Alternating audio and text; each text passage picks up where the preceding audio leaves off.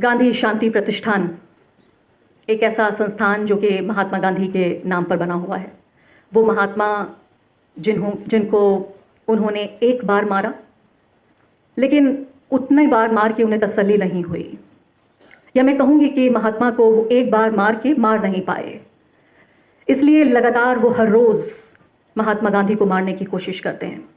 वो महात्मा गांधी को मारने की कोशिश करते हैं जब गौ रक्षा के नाम पर किसी अखलाक, किसी पहलू खान का कत्ल हो जाता है। वो महात्मा गांधी को मारने की कोशिश करते हैं जब राजस्थान का एक 9 साल का बच्चा अपने टीचर की बर्तन से पानी पीने के लिए पीट पीट कर मार दिया जाता है। जब एक दलित को मूंछ रखने पर, घोड़ी चढ़ने पर अपनी जान गंवानी पड़ती है।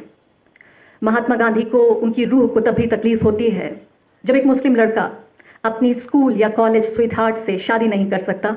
उससे मोहब्बत करता है लेकिन शादी नहीं कर सकता क्योंकि वो दूसरे मजहब की है, क्योंकि वो जानता है इसमें किस तरह के खतरे मौजूद हैं उसके लिए, उसके परिवार के लिए। क्योंकि एक मुस्लिम लड़का प्रेम नहीं कर सकता, वो सिर्फ जिहाद करता है। आज उस माहौल में हर रोज महात्मा गांधी की हत्या होती है जब एक आफरीन फातिमा के घर पर सरकारी बुलडोजर चलते हैं। उन बुलडोजरों का लाइव ब्रॉडकास्ट होता है। हमारे दौर के टीवी चैनल उन लाइव बुलडोजरों को ढाना, एक किरची किरची जब मकान की गिराई जाती है, जब एक साथ पूरा मकान ढह रहा होता है, तो जोश में नारेबाजी करता है टीवी का पत्रकार और कहता है अब सब कुछ खत्म हो गया। आफरीन का जब घर ढाया जा रहा होता है तो उस वक्त उसका लाइव ब्रॉडकास्ट इसलिए होता है क्योंकि उस लाइव ब्रॉडकास्ट के लिए एक पूरा नेशनल ऑडियंस तैयार है। हम अक्सर पढ़ा करते थे कि समाज में नए नेता पनपते हैं। पिछले 8 साल में नई जनता बनाई गई है। पिछले 8 साल की टीवी पत्रकारिता ने ये जनता बनाई है। वो जनता जो ये कहती है और पत्रकार जो ये कहता है कि राहुल गांधी भारत जोड़ो यात्रा पर निकले हैं। कई बार पढ़ती हूँ, हर रोज़ इस बात को कहते हैं कि हज़ारों लाखों लोग उनके साथ चल रहे हैं, लेकिन इससे कुछ नहीं होगा। राहुल गांधी कोई चुनाव नहीं जीतेंगे। पत्रकार को पता है राहुल गांधी प्यार मोहब्बत की बातें कर रहे हैं, वो भारत जोड़ने की बातें कर रहे हैं। पत्रकार को पता है कि जो बाजार है वो नफरत का बाजार है, मोहब्बत का नहीं। मोहब्बत का स्टॉक डाउन है। उनको पता है कि राहुल गांधी जब तक नफरत के बदले और ज्यादा नफरत, टूटने की विभाजनकारी राजनीति के खिलाफ और ज्यादा विभाजनकारी बातें जब तक नहीं कहेंगे, तब तक उनके लोकप्रियता की, उनकी किसी भी चुनाव जीतने की कोई गुंजाइश नहीं है। ये 8 साल की बनाई हुई जनता है जो एंकर जितना ज्यादा जहरीला होगा, जितना ज्यादा विभाजनकारी होगा, उसे और ज्यादा प्रमोशन दिया जाएगा। तो ये नफरत का जो पूरा बाजार है, ये भी पिछले 1 दशक के, मैं बहुत प्रिसाइसली मैं कहूँ तो लगभग जो हमारा पिछला 8 साल है, ये उसकी एक देन है कि किस तरीके से ये पहचानना ज़रूरी है। जब ये हम समझते हैं, बार बार इस बात पे चर्चा हो रही है कि पत्रकारिता में आखिर क्या बदल गया है, क्यों ये कहा जा रहा है कि इस तरफ के पत्रकार या उस तरफ के पत्रकार। मैं तो कहती हूँ कि शांति, इंसाफ, संविधान और लोकतंत्र, उसका सिर्फ एक तरफ होता है और वही सही तरफ है। जो भी इस तरफ खड़ा है वही सही तरफ खड़ा है। रवीश कुमार कह रहे थे 5 साल पहले कि पत्रकार जो टीवी का एंकर है गुंडा हो गया है। आज मैं उनकी बात को आगे बढ़ाना चाहती हूँ और मैं कहती हूँ कि सिर्फ वो गुंडा नहीं है, उस गुंडे की अपनी एक विचारधारा है। वो गुंडा किस तरह का देश बनाना चाहता है वो ये भी बता रहा है, हर रोज बता रहा है।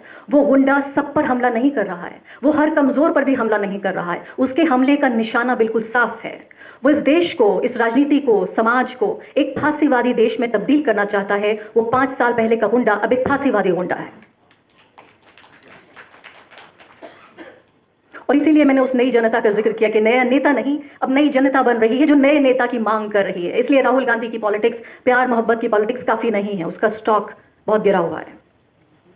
जो जिसे हम तथाकथित मुख्य धारा का मीडिया कहते हैं, उससे लड़ना कितना जरूरी है। और सबसे ज्यादा शायद इस पर एक नई गोष्ठी, हमें एक अलग से गोष्ठी बिठानी होगी कि कैसे जो ये तथाकथित मुख्य धारा का मीडिया है, इसका मुकाबला कैसे किया जाए। मैं इस वक्त नाम लेना चाहती हूँ उन तमाम पत्रकारों के, वो लोग जो 2021 में मार दिए गए। मैं समझती हूँ कि ये जो बिल्कुल सही एक तरह से माहौल, और इस वक्त ये दर्ज कराना बहुत ज़रूरी है कि जब हमारी बहादुरी के चर्चे हो रहे हों, वो लोग जो हम यहाँ पर आज़ाद खड़े हैं, बोल पा रहे हैं। मुझे नहीं पता कि मेरे यहाँ बोलने की कीमत क्या है, लेकिन कम से कम जब तक ये लब आज़ाद हैं तब तक तो ज़रूर बोला जाए। तो जिनके लब आज़ाद नहीं है उनका नाम भी लेना बहुत ज़रूरी है। 2021 में ये committee for protection of journalist CPJ, उन्होंने लिस्ट जारी की जिसमें उन्होंने बताया कि अविनाश झा, चेन्ना केशवलू, मनीष कुमार सिंह, सुलभ श्रीवास्तव, ये 4 लोग ऐसे हैं जिनकी हत्या कर दी गई। दे वर मर्डर्ड। रमन कश्यप को कहा गया कि वो बहुत डेंजरस असाइनमेंट पे गए थे इसलिए मर गए। 2021 की ये लिस्ट है। अब तक 2022 की लिस्ट में 2 लोगों के अलावा दानिश सिद्दीकी भी शामिल हैं। दानिश आपको मालूम होगा जो अफगानिस्तान में तालिबान के हाथों मारे गए। लेकिन 8 ऐसे लोग हैं जिनके मैं नाम यहाँ पर लेना चाहती हूँ, जिन लोगों को 2022 में अपनी आज़ादी गंवानी पड़ी और जेल उन्हें भेजा गया। 14 फरवरी को Fahad Shah editor in chief हैं, वो द कश्मीर वाला कश्मीर का अखबार है, अभी भी वो जेल में है। 5 मार्च 2022 को गौरव बंसल रिपोर्टर हैं हिंदी डेली पंजाब केसरी के, और उनके ऊपर पुलिस ऑफिसर से खराब बर्ताव, मिसबिहेव करने का आरोप लगाकर उन्हें जेल भेज दिया गया। 30 मार्च को अजीत ओझा, दिग्विजय सिंह जो डेली अमर उजाला के पत्रकार थे, इसके अलावा मनोज गुप्ता जो राष्ट्रीय सहारा के थे, इन तीनों को जेल भेज दिया गया। कोई सबूत नहीं मिले तो फिर ये रिहा हो गए। मार्च 30 को, ये 1 महीने बाद ही इनकी रिहाई हुई। 17 अप्रैल को अब्दुल आला फजीली एक पीएचडी स्टूडेंट थे यूनिवर्सिटी ऑफ कश्मीर के, उनको जो स्टेट इन्वेस्टिगेशन एजेंसी है SIA जम्मू कश्मीर की, उन्होंने अरेस्ट किया। उनके किसी ताज़ा काम के लिए नहीं, बल्कि 11 साल पहले लिखे गए एक आर्टिकल के लिए जो उन्होंने लिखा था, कश्मीर वाला में ही लिखा था, the shackles of slavery will break, जिसमें उन्होंने कहा कि वो जो बंदिशें हैं गुलामी की वो टूट जाएंगी। इस नाम से उन्होंने आर्टिकल लिखा। 11 साल बाद उन्हें उसके लिए गिरफ्तार किया गया। 26 जून को तीस्ता सी तलवार को आप जानते हैं किस बर्बर तरीके से उनके घर में घुसकर उन्होंने कहा कि उन्हें चोटें भी आई। वो अलग बात है कि फिलहाल वो उन्हें जमानत मिल गई है, लेकिन क्या ये जख्म कभी भुला दिया जाएगा? हम भूल पाएंगे किस तरह से उस महिला जो कि ह्यूमन राइट्स एक्टिविस्ट भी है पत्रकार होने के अलावा। मोहम्मद जुबैर को 27 जून को गिरफ्तार किया गया। लगभग 1 महीने तक बिना किसी जुर्म के उनको जेल में रख पाए। यानी सोचिए कि पूरे देश की जो मैं कहूँगी सत्ता की ताकत थी और उसका अहंकार, किस तरीके से उन्हें दबाए रखा 1 महीने तक। उसके बाद जी न्यूज़ के पत्रकार थे रोहित रंजन, 7 जुलाई को उन्हें गिरफ्तार किया गया, और जुलाई 17 को झारखंड पुलिस ने गिरफ्तार किया रूपेश कुमार सिंह को UAPA के तहत। इसलिए पहली बार मुझे ये लगा कि मैं अपने पूरे विश्वास के साथ, अपनी तमाम काबिलियत के साथ, अपने अब तक जो मैंने सीखा अपनी ज़िंदगी से और पत्रकारिता से, वो सब जमा करके जब मैं वायर में आई तो पहली बार लगा कि मेरी शख्सियत, मेरे अंदर का पत्रकार मुकम्मल हो गए हैं। थोड़ी सी बातें द वायर के बारे में कह के, और किस तरह से जो हमारी पत्रकारिता है, क्यों मैं समझती हूँ कि ये बहुत ज़रूरी है। कई लोग कहते हैं, मैंने खुद भी अपनी हद गिनाई कि हम छोटा सा पेन किलर हैं इतने बड़े नासूर के सामने, लेकिन उस तमाम हद को पहचानते हुए भी आज का ये सम्मान उस जिम्मेदारी में और ज़्यादा इजाफा किया है, जो जिम्मेदारी अक्सर मुझे महसूस होती रही है एक पत्रकार के तौर पर। जब एक लड़की आदिवासी छत्तीसगढ़ में रहने वाली मेरे वीडियो के नीचे कमेंट करती है यूट्यूब पर और कहती है कि मेरे स्कूल में ये मुद्दा चल रहा है, मैं आपको जो मुझे 500 रुपये मिलते हैं जेब खर्च के, पॉकेट मनी के, उसमें से 50 रुपये महीना मैं आपको देती हूँ, पिछले 6 महीने से दे रही हूँ। आपने मेरा ये मुद्दा क्यों नहीं उठाया? मैं आपको 50 रुपये महीना देती हूँ। मुझे लगता है कि ये वो लड़की है जिसके लिए मैं अपनी पत्रकारिता करती हूँ। ये वो लड़की है जिसके लिए मैं अपनी जिम्मेदारी महसूस करती हूँ, किसी सरकार के लिए नहीं, किसी सेठ के लिए नहीं, किसी कॉर्पोरेट हाउस के लिए नहीं। छत्तीसगढ़ में रहने वाली वो लड़की जो मुझे हर महीने 50 रुपये देती है और वक्त आने पर डांट देती है कि उसके मुद्दे को क्यों नहीं उठाया गया। एक रिटायर्ड टीचर जो कहती हैं कि मेरे पास आरफा जी इससे ज़्यादा कुछ नहीं है, 40 रुपये, जो देख सकते हैं आप, जो कमेंट्स होते हैं यूट्यूब के, उनमें आप देख सकते हैं कि कितना पैसा किसने डोनेट किया। 40 रुपये वहाँ लिखे हुए थे कि मेरे पास यही था जो मैंने आपको दिया। लेकिन मुझे लगता है कि जब आप बोल रही हैं तो मैं बोल रही हूँ, मेरी आवाज़ है। किसान आंदोलन जब मैं कवर कर रही थी, मैं भी बहुत बार वहाँ गई, साल भर कोशिश की कि हर रोज़ कवरेज होता रहे। किसान आंदोलन के वक्त बहुत सारे लोग मिले वहाँ, मैं कहूँगी एक नया ऑडियंस एक तरह से तलाश किया गाँव देहात में।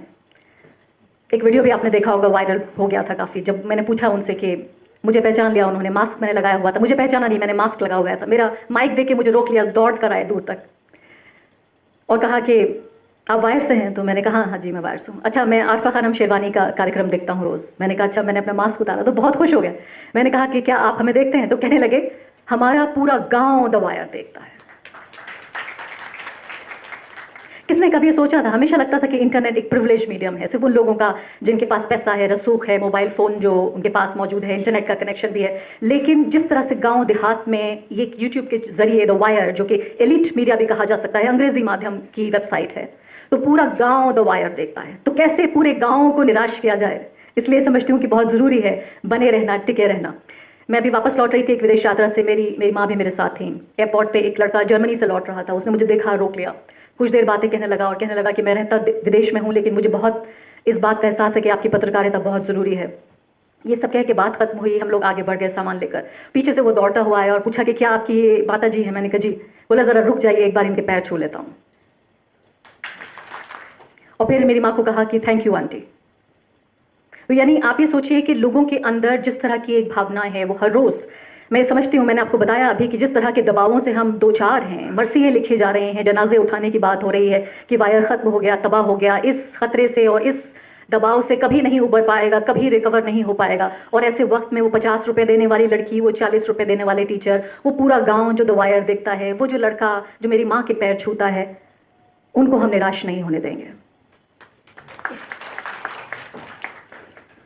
और मैं ये समझती हूँ कि ये ख़ास वक्त है जबकि पत्रकारिता की वो किताब उठाने का सही वक्त है जिसके हर पन्ने पे ये जड़ा हुआ है कि हमारा काम कितना ज़रूरी है।